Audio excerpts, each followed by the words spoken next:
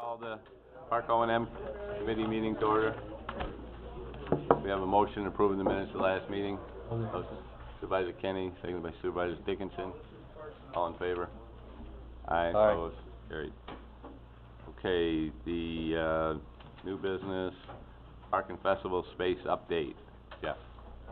Thanks, Mr. Chairman. Did want to give the committee an update based on some prior discussions we had regarding concerns over the festival space and any damage. I've got some photos I'll pass around. We are still sorting out a little bit of damage from some of the recent activity.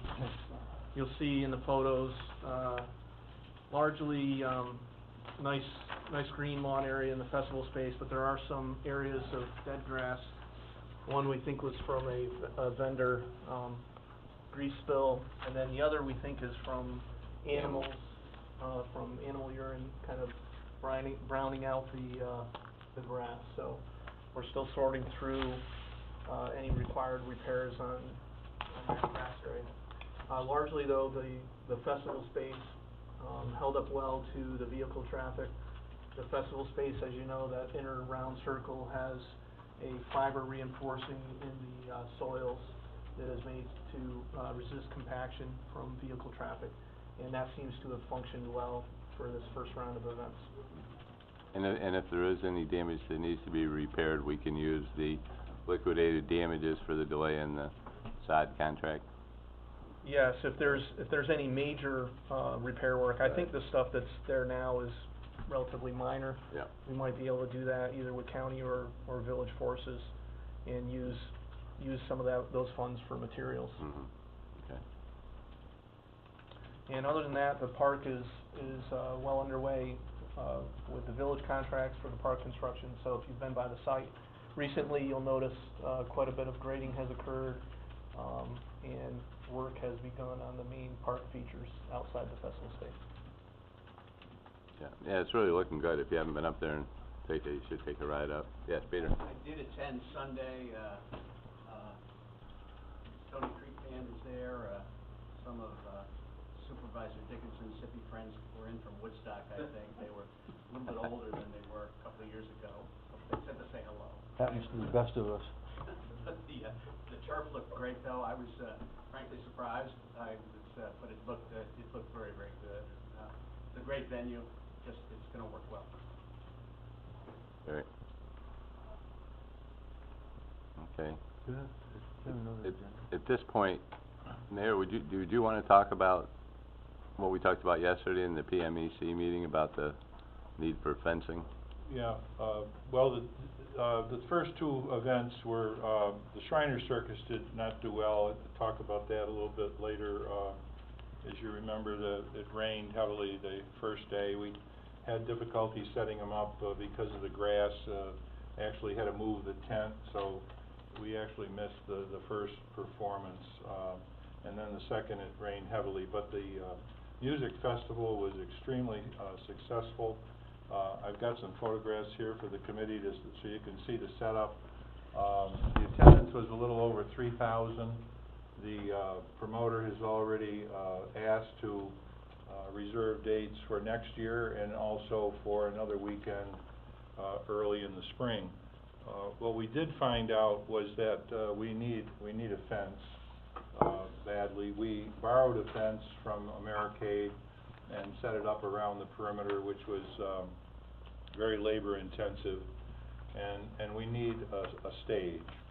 So our priority going forward should be those two items. The committee yesterday at the PMAC meeting talked about possibly putting a grant in for the next round of CFA funding. Certainly the stage and a fence is primary to continuing success of that space, and for economic reasons it will save the promoters a tremendous amount of money. The stage that we secured for this event was $12,000, and you can't expect a promoter to be putting that kind of expense up front for a space that size in the future. So all of the promoters that I'm working with, and I passed out a list of 13 different events that I'm working with presently for next year. all of them, need a stage and need fencing because they're going to charge to get in. So, we took fencing out early on in the proposal for economic reasons. But yesterday, the PMAC committee asked Alon, who we've been working with on the project, to submit a proposal to us to submit a grant application for the next round of CFA funding. If we can secure another round of funding, I'm pretty sure we can raise the money for the stage, for our portion, but the fencing is going to be rather expensive, but absolutely necessary to continue to book these events because they're all going to want to charge. So at the next meeting, I think we'll be coming forth with some proposal to go forward. I asked the question, you know, that this is a real high priority item. It's fairly clear from the contacts the mayor's had and the people that want to schedule it for next year that they all want fences, and we discussed, you know, the various options on fences, and the consensus at the PMEC was that we want a fence that's going to be attractive and complement the space, you know, rather than a very inexpensive fence. And then I asked the question whether there was some lower priority item that we could delay on and reallocate some of the money to this. But the problem is that we've been so successful in getting grants that you know, all of the projects that are coming up are grant funded, so we can't, well, at least we can't easily repurpose that money. Is that a fair statement? Yeah. Yes, when we apply for the grants, those include a description of the scope of work, so depending on how tightly that scope was defined in the grant application, kind of restricts us in how we use the funds. Right. So, I feel strongly that we need to try to get a grant to get the fencing and the stage, because it's going to be key to the success of the project and for the, you know, the economic benefits that it's going to provide to the county and to the town and village. So we're waiting now for Alon to come back with a proposal, so I guess it's premature at this point. Bill? Is there any time frame on when that grant money would become available? We understand that there's another round coming up starting in November. That's what my understanding is. Yeah. That would probably be a catch, if we didn't hear until January or February, we may not have a fence ready for next season, but we're hoping for the best. Okay. But if it's in the CFA rounds, that timing wouldn't work generally, because they usually announce that in, what, August or September? Right. So, the other possibility we discussed was the possibility of bonding it, because it looks like the revenues are going to be coming in good enough that it would support bonds for doing the project. But of course, if we get a grant, we'd much prefer that. I think you should be thinking about either possibility. Right. The grant, of course, number one, and bonding number two, because we wouldn't have to make a payment until a year Right. from the bond, which would mean we'd have another season under our belt here. But it would be important to try to get the fence put in while the rest of the project was under construction as well. I'm sure we'd get a better price, but Right. Just to give everyone an idea of the order of magnitude, what we talked about yesterday was in the neighborhood of $75,000 for an inexpensive fence and a couple $100,000 for one that would be really attractive for the project. So I got some photographs there. I think I passed around of the festival, the setup. That it worked out very well, as you read in the media. Highly successful. I think we're onto something really big here. We just have to keep promoting it and booking as many various events as we can. The one thing that I would like to ask is that the circus, the Shriners Circus, booked for 2 days. They actually were only there a day and a half. They pulled out immediately after they set up. They lost money. Part of it was because we asked them to move the tent where they had set it up improperly, where we had a perfect place where we wanted it, so they wouldn't inundate the sprinkler systems, and so they missed one performance. They also had an application in for occupancy tax for $4,000, which they withdrew, so we didn't give them any occ tax from the county. But I'm asking the county to consider, and I already asked our board, and they said yes, contingent upon this board, to waive the one fee for the 1 day. Mhm. In other words, instead of booking them for 2 days, they pay for 1 day, which is $1,500. Judge, we got a seat up front here if anybody, if you need to take it. And they have indicated they wish to return next year, but it was a mistake for them to book for 2 days to begin with. They usually only book one. I don't know why they did two. That was their choice. But the first day really was a mess.